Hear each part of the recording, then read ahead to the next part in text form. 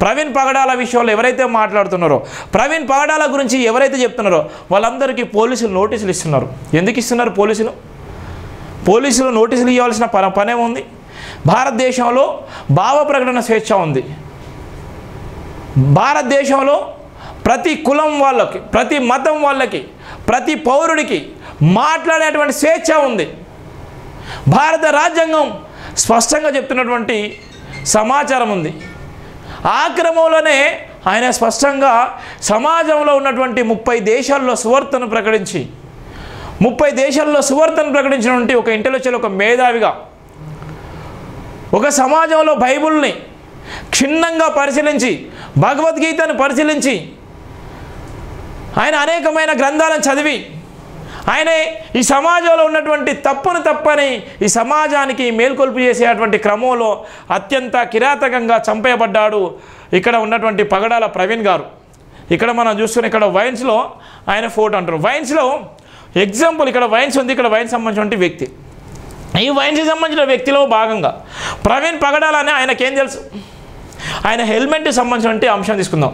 ఒకవేళ నిజంగానే అంత స్పృహ కోల్పోయి ఉంటే, నిజంగానే ఆయన అట్లా ఉంటే ఇక్కడ ఉన్నటువంటి బండి ఎవరు తీసుకొచ్చిళ్ళు? ఆ హెడ్లైట్ ఎట్లా పోయింది? హెడ్లైట్ పెట్టుకోలేనటువంటి పరిస్థితిలో ప్రవీణ్ పగడాల గారు ఉన్నారా? 30 దేశాల్లో సువార్తను ప్రకటించినటువంటి వ్యక్తి, 30 దేశాల్లో సువార్తను ప్రకటించి అనేక మందికి భరోసాను కల్పించి అనేక మంది జీవితాలకు వెలుగునిచ్చినటువంటి ఒక వ్యక్తి, ఆయన సమాజంలో గౌరవం పొందినటువంటి వ్యక్తి, సమాజాన్ని చైతన్యం చేసినటువంటి వ్యక్తి, ఇక్కడ ఉన్నటువంటి క్రమంలో కనీసం హెడ్లైట్ పెట్టుకోలేనటువంటి పరిస్థితిలో ఉంటాడా? 11 గంటల నుంచి మొదలుకుంటే నైట్ 11 గంటల దాకా కనీసం ఎక్కడ బైక్ రిపేర్ షాపులు కనబడలేదా? ఎక్కడ కూడా బైక్ రిపేర్ షాపులు కనబడితే నిజంగానే కనీసం హెడ్లైట్ పెట్టుకునేటువంటి పరిస్థితి లేదా? ఆ క్రమంలోనే ప్రవీణ్ పగడాల గారు నిజంగా ఏదైతే సభలో పాల్గొన్నాడో, ఏదైతే సువార్త ప్రకటించడానికి ఎక్కడికైతే వెళ్ళిండో, ఆ సువార్త ప్రకటించేటువంటి క్రమంలో 11 నుంచి మొదలుకుంటే నైట్ 11 గంటల దాకా వాళ్ళు కూడా ఆయనను గమనించి హెడ్లైట్ పెట్టించలేదా? ఇవన్నీ డౌట్సే కదా. ఆయన నిజంగానే ఎక్కడెక్కడ పాల్గొన్నాడు, ఏ ప్రసంగాలు చేసిండు, ఏ ప్రసంగాలతోనే ఆ సభలో పాల్గొన్నాడు, ఆ క్రమంలో కనీసం ఆ హెడ్లైట్ అన్న బాగా చేసుకోలేదా? 11 గంటల నుంచి మొదలుకుంటే నైట్ 11:30 దాకా కూడా ఆయన ఎవరితో కూడా మాట్లాడలేదా? ఎవరితో మాట్లాడుకుంటా ఆ బైక్కి ఆయన నడిపించుకుంటా, ఆయన ఎక్కడ కూడా ఆగిపోయి ఎవరితో మాట్లాడకుండా, కుటుంబంతో మాట్లాడకుండా, ఎవరితో మాట్లాడకుండా తాకుంటూనే ఉన్నాడా? ఎంత భయంకరంగా కుట్రలు చేస్తున్నాడు చూడండి, గమనించండి. ఇంతకన్నా ఇంకా అబద్ధాలు ఏముండయి. ఇంతకన్నా అబద్ధాలు ఇంకా ఎక్కడ కూడా ఆడరు. ప్రవీణ్ పగడాల మీద జరుగుతున్నటువంటి అబద్ధాలు సమాజం అంతా గమనిస్తుంది. ఈ దేశంలో ఉన్నటువంటి చాలామంది మేధావులు గమనిస్తున్నారు. ప్రవీణ్ పగడాల మీద జరుగుతున్న కుట్ర అందరూ పసిగట్టకపోతే రాబోయే రోజుల్లో ఇంతకన్నా ఇంకెక్కువ కుట్రలు చేస్తారు, ఇంకా భయంకర కుట్రలు చేస్తారు, ఇంకా భయంకరమైనటువంటి అబద్ధాలు, ఇంకా భయంకరమైనటువంటి నిందలు వేయడానికి ఏమాత్రం వెనకెక్కిపోరు అని చెప్పడానికి ఇవన్నీ ఒక సాక్ష్యాలు. ప్రవీణ్ పగడాల గారు రాసినటువంటి ప్రధాన వార్త, పాస్టర్ హత్య ప్రపంచానికే మచ్చ. మనిషిలా బతకాలంటే చాలా కష్టం, అదే మనిషి మృగాలా బ్రతకాలంటే చాలా సులభమని నేటి దినాలను చూస్తే సునాయాసంగా అర్థమవుతుందని డాక్టర్ బరిగల శివ హెచ్చరించారు. ప్రపంచవ్యాప్తంగా క్రైస్తవ సమాజానికి పరిచయం అవసరం లేని పేరు డాక్టర్ రెవరెండ్ పగడాల ప్రవీణ్ అంటూ కితాబిచ్చారు. కడప జిల్లాలోని పొద్దుటూరు గ్రామంలో జన్మించిన ప్రవీణ్ పగడాల చిన్ననాటి నుండి చురుకైన వ్యక్తిగా, మేధాశక్తి కలిగిన పరిజ్ఞానంతో ఎదిగాడన్నారు. తండ్రి ముస్లిం, తల్లి క్రైస్తవులైనప్పటికీ తన తల్లి అడుగుజాడలో క్రైస్తవులో పెరిగి జీవించారన్నారు. అకస్మాత్తుగా తన అన్నపై దాడి జరగగా దాడి చేసిన వాళ్ళని తిరిగి దాడి చేయడంతో కేసుల పాలై ఇబ్బందులు ఎదుర్కొన్నారు. అదే సమయంలో కడప జిల్లా అంటేనే ఉమ్మడి రాష్ట్ర వ్యాప్తంగా గొడవలకు ప్రత్యేకమైన ప్రాంతంగా ఉన్నప్పటికీ ప్రవీణ్ తల్లిదండ్రులు తన చిన్ననాటి నుండి ఉన్నత చదువులు చదివించాలని 6వ తరగతిలోని హాస్టల్లో వేసి చదివించారు. తన చిన్ననాటి నుండి సామాజిక భావాలతో, క్రిస్టియన్తో పాటు ఇతరత్ర భావజాలంపై పట్టుదలతో పెరిగిన ప్రవీణ్ మధ్యప్రదేశ్ ఇండోర్లో తన MBAను పూర్తి చేసుకొని అక్కడి నార్త్ ఇండియాలోని 11 ఏళ్ల పాటు ఉన్నారు. 2006లో అదే ప్రాంతం చెందిన జెసికా పగడాలను వివాహం చేసుకున్నారు. 2 కుమార్తెలు జన్మనిచ్చిన ప్రవీణ్ జెసికా దంపతులు సేవారంగంలో ఊంచిన స్థాయిలో ఎదిగారు.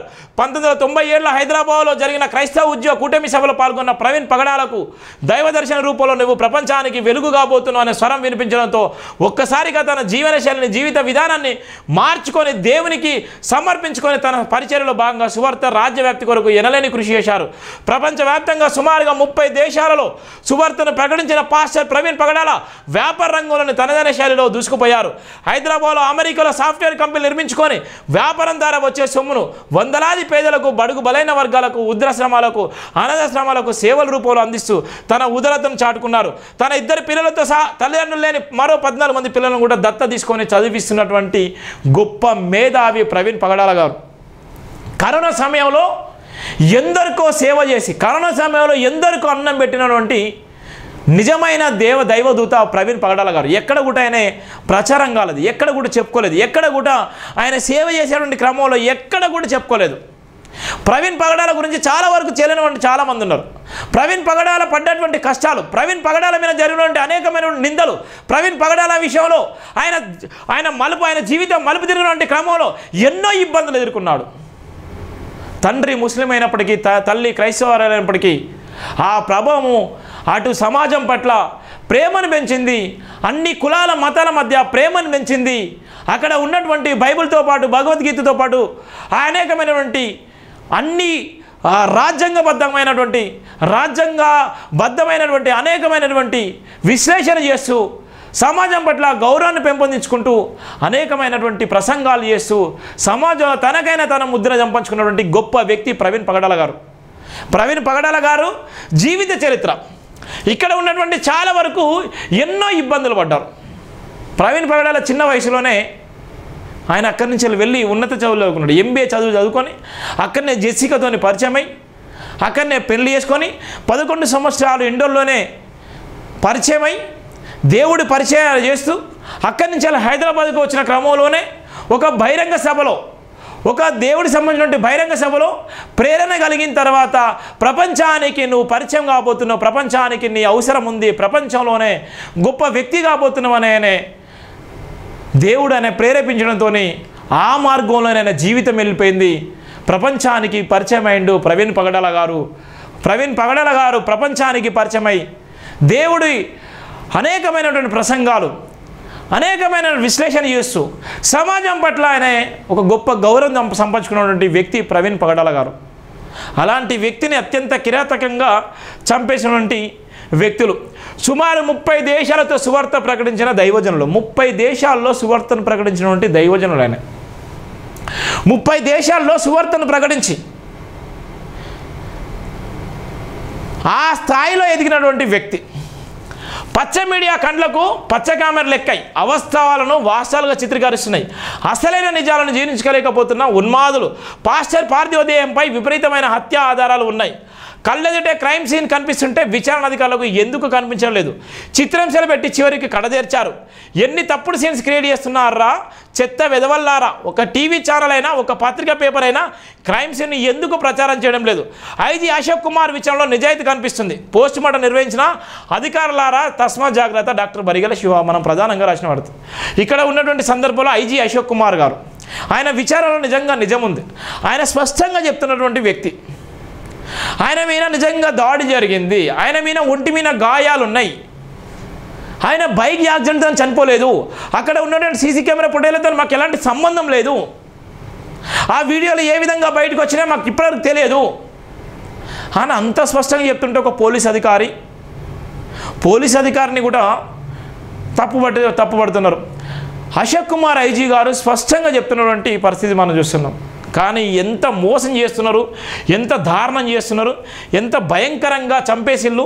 ఆయన హుందాతనానికి, ఆయన ఉన్నటువంటి హెల్మెట్కు, ఆయన ఉన్నటువంటి బైక్కు, ఇక్కడ ఉన్నటువంటి ఈ వైన్ షాప్కు ఎలాంటి సంబంధం కూడా లేదు.